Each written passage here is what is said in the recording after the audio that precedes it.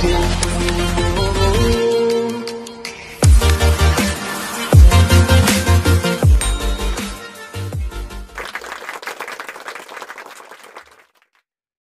mentalnya.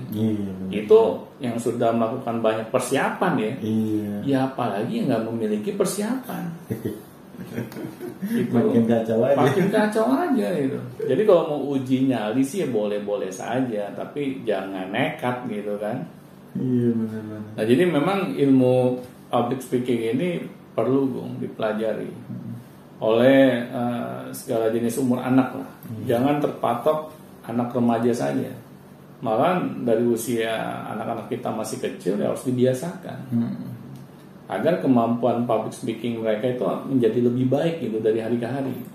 Karena kalau misalnya seseorang bisa public speaking itu kayaknya keren aja gitu ya, lebih dihargai ya Pak. Pastinya. Gitu ya? Karena orang kan akan ya mohon maaf ya kagum gitu kepada kita. Wah ini orang pintar nih, padahal belum tentu. Tetapi ketika kita dapat berbicara dengan baik di depan umum, menyampaikan informasi, menyampaikan ide-ide kita, keilmuan kita tuh akan dianggap lebih gitu dibandingkan yang lain.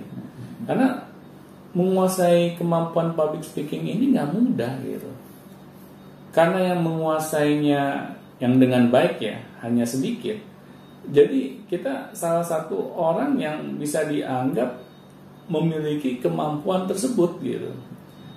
Yang orang-orang tuh melihat kita nih sosok yang berbeda gitu dibandingkan yang lain gitu. Nah di sini kan adanya nilai plus yang kita bisa berikan kepada kayak ramai bahwa kita ini mampu gitu untuk melakukan public speaking depan mereka. Nah oleh karena itu ketika kita menguasai ilmu public speaking ini, orang-orang itu akan lebih menghargai kita.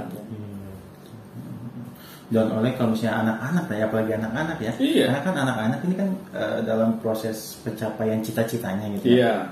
Dalam proses pencapaian cita-citanya, kalau misalnya dia bisa public speaking, menyampaikan idenya dengan baik, orang tuh tahu cita-cita dia tuh mau jadi apa, dan malah dapat dukungan gitu dari orang. Benar. Karena kan ada aja nih anak-anak yang cita-citanya tinggi tapi tidak bisa mengkomunikasikan, ada benar. Jadi orang-orang nggak ada yang tahu gitu apa yang anak ini butuhkan. Ya, kan kita tidak bisa ya menjadi orang sukses tanpa dukungan orang lain. Nah makanya dengan kemampuan kita melakukan public speaking ini, akhirnya banyak orang yang akan mendukung usaha kita. Tetapi kalau kita tidak dapat mengkomunikasikannya, kita hanya diam saja dan kita berharap dan berdoa, orang-orang akan tahu dengan sendirinya gitu kan. Menyimpan cita-cita kita gitu kan. Tanpa mengkomunikasikan kan ada ini akan sulit gitu bagi anak-anak kita ini sukses di masa depannya. Dan apalagi mendapatkan dukungan dari orang banyak. Orang-orang besar juga biasanya mengutarakan idenya kan ya. Pastinya. Awalnya seperti itu. Iya. Kan? Saya pernah mendengar kisah nih seorang Warren Buffett ya. Dia ya salah satu orang paling kaya di dunia lah. Dia adalah seorang investor ya. Investor saham. Tetapi kok dia bilang salah satu resep kesuksesan itu yang dia miliki, dia bisa dan mampu berbicara di depan orang banyak. Dan dia sejak muda memaksakan diri untuk mengambil kursus public speaking. Karena apa? Karena dia tahu gitu. Kalau dia ingin sukses, dia membutuhkan banyak dukungan. Dan dengan dia bisa melakukan public speaking dengan baik, makanya orang-orang akan banyak mendukung dia. Nah, di sini kan akhirnya kita bisa belajar ya dari pengalamannya Warren Buffett gitu. Ya seorang investor saja yang nggak ada hubungannya gitu ya. Kadang kan kita mikir investor public speaking ngapain gitu? Iya ngapain gitu kan? Apa korelasinya gitu? Apakah dia seorang guru gitu yang harus ngomong di depan orang banyak? Apakah dia seorang trainer? Kan enggak. Dia hanya berkutat di bidang dunia investasi maaf. Nah di sini kan kita bisa melihat bahwa seorang Warren Buffett aja mau belajar gitu ilmu public speaking ini. Berarti ini kan sangat penting gitu. Jadi ini menjadi PR nih buat para orang tua. Ayo mulai usia anak kita sedini mungkin, kita ajarkan mereka. Iya, karena PR-nya lebih besar karena di sekolah itu nggak diajarin Bapak. Nah itu. Dari saya mulai kecil nggak besar. Benar. Speaking kapan diajarin gitu? Iya. Yang ada dulu di zaman masa-masa kita sekolah gitu ya. Iya.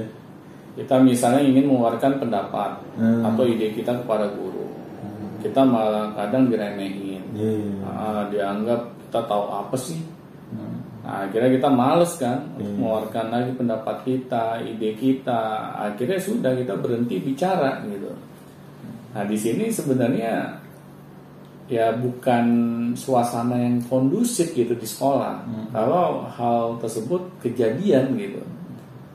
Nah di sini makanya kita kalau memiliki anak jangan berharap gitu bahwa dunia sekolah lah yang akan mendidik anak kita mengasah kemampuan public speakingnya. Iya, jangan diserahkan sekolah. Iya. Nggak ada kurikulumnya. Benar.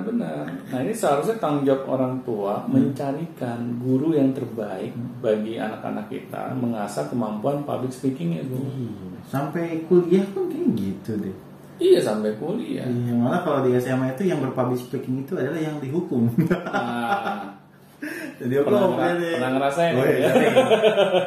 Ayo katanya karena kamu ngobrol terus coba ngomong di depan ya gantiin ibu ya gantiin ibu ngajar ya ngajar aja benar kok begitu ya ternyata tapi pentingnya sangat penting sebenarnya harus dari kecil gitu iya benar. Nah ini yang Agung bilang ya, kalau kemampuan berbicara di depan umum ini karena kita mendapatkan hukuman, ini kan bukan hal yang yang bisa menjadikan diri kita mau belajar ilmu public speaking gitu. Cuma takut gitu. Karena kesannya ini orang ketika berbicara di depan orang banyak ini karena mendapatkan hukuman. Di sini makanya orang tua PR-nya tambah banyak nih. Kita harus bisa melihat gitu, oh ternyata situasi dan kondisi di sekolah-sekolah anak-anak kita ini nggak kondusif gitu untuk mengasah kemampuan public speaking anak-anak kita. Makanya kita harus cari alternatif lain tuh. Karena kalau kita tidak berusaha mencari alternatif lain, terus anak kita hanya kita harap saja gitu mereka bisa memiliki kemampuan public speaking ini dengan baik, ya akan sulit terwujud gitu. Karena memang kemampuan public speaking ini harus ada guru yang mendampingi anak-anak kita. Nah gitu ya. Jadi sebenarnya sih kalau ngomong-ngomong doang sih bisa ya. Bisa gampang. Ya, modal pede aja. Modal pede aja. Ngocak gitu. Tapi kalau misalnya yang lebih baik lagi kalau ada pendampingnya ya. Benar. Agar kemampuan yang kita miliki ini benar-benar ada yang bisa mengevaluasinya, yaitu seorang guru. Tetapi kalau kita hanya sekedar kita saja ya yang memaksakan diri untuk bisa bicara di depan orang banyak dan tanpa hadirnya seorang guru, kita nggak tahu apakah kemampuan kita ini sudah cukup baik atau masih banyak yang perlu diperbaiki gitu. Nah di sini kan makanya pentingnya seorang anak gitu ya mendapatkan guru yang kompeten gitu, agar si guru ini dapat mengajarkan anak-anak kita langkah-langkah yang tepat dalam melakukan public speaking ini tuh. Berarti sangat penting sekali public speaking. Iya, sangat penting banget. Jangan kan SMA ibu. Iya. Itu yang dari kecil sampai kita yang udah gede juga nih. Apa yang udah profesinya dokter kali ya Pak ya? Iya. Wajib bisa public speaking, itu mah sangat-sangat benar. Karena kalau dokter bisa melakukan public speaking dengan baik, menyampaikan informasi dengan baik gitu ya. Jadi bermanfaat banyak. Benar. Si pasien juga paham gitu. Oh, saya harusnya begini dalam menjaga kesehatan saya gitu kan. Itu kan manfaatnya menjadi nilai plus gitu buat si dokter ini gitu. Nah apapun profesinya saya yakin anak-anak kita ini harus belajar ilmu public speaking. Iya. Apapun profesi di masa apapun depan. Profesinya.